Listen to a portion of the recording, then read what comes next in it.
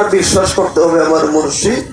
আমি আমার বিবিকে নিয়ে ঘুমাই এইটাও দেখে, আমি মসজিদে যাই এটা নাকি বাজার তাহলে আমি যদি অবিচার করি আমার মুর্শিদ দেখবে না? দেখবে। ইমোশনাল হয়ে যাবেন গানে, যে গান ইমোশনাল হয়ে শুনবেন, মুর্শিদের প্রেমে শুনবেন, দেখবেন কেমন শান্তি লাগে, মজা লাগে।